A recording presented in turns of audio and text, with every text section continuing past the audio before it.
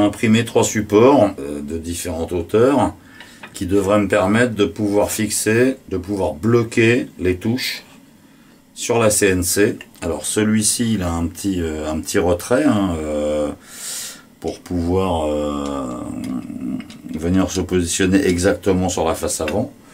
Donc normalement, ces supports, ils devraient me permettre de traiter des touches droites, on va dire, des touches centrées, puisque je peux faire la même chose en venant buter ici, et des touches gauche.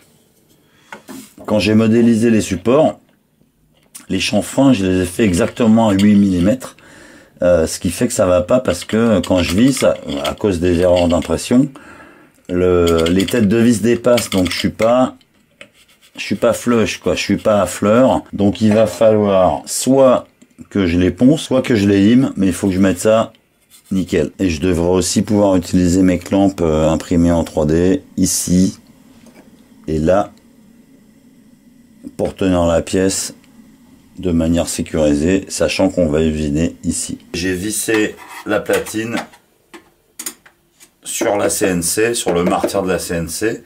Ça devrait me permettre de positionner exactement les touches en utilisant cette face comme référence.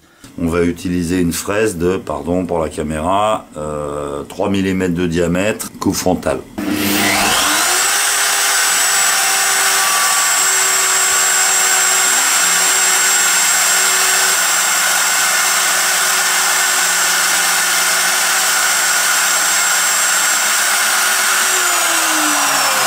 Là, c'est ce qu'on obtient après le premier fraisage. La largeur a l'air bonne, la profondeur aussi. Je vais essayer la pièce en chaîne.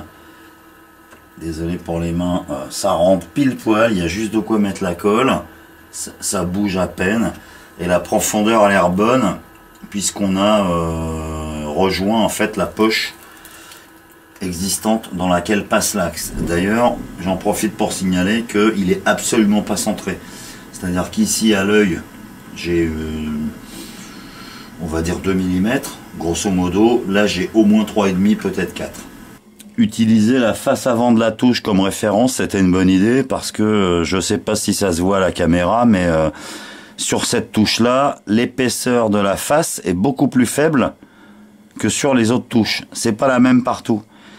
Donc en fait, ce qui nous importe, c'est que cette face-là soit à la même distance du trou, de l'axe, sur toutes les touches. J'ai terminé les défonces dans les 6 touches qui étaient abîmées. La pièce en chaîne, je l'ai testée.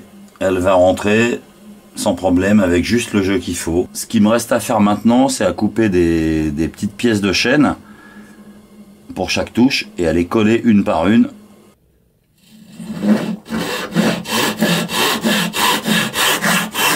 J'ai mis de la colle sur les 2 parties, aux endroits de contact. Et je vais la laisser boire, je vais la laisser rentrer un petit peu dans le bois, comme ici, pendant 5 minutes à peu près. Elle va devenir un petit peu plus épaisse, et après seulement, je prendrai la pièce, je la mettrai à sa place et je la serrerai.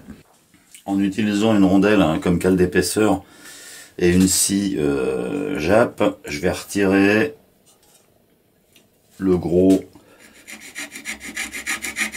du matériau, du bois qui est en surépaisseur.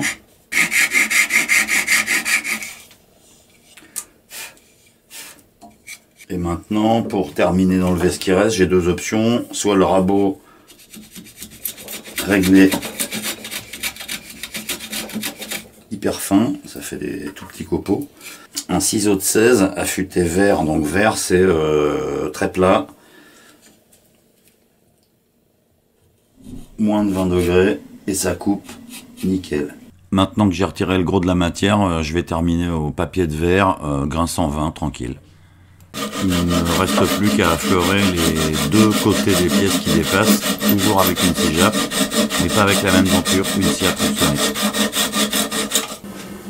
Alors en réutilisant les gabarits, en fait, je peux repositionner les touches exactement avec la même référence en face avant. Il va falloir simplement pour chaque touche que je refasse le 0 usinage X et en Z, puisque aucune des touches n'a la même largeur et elles n'ont pas tout à fait la même épaisseur non plus.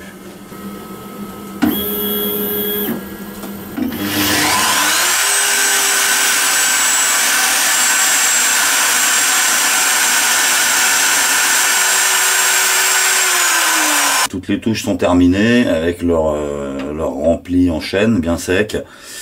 Les trous, 3 mm 9 de diamètre à la bonne distance. Donc j'espère que celles-là dureront à nouveau 50 ans comme les originales.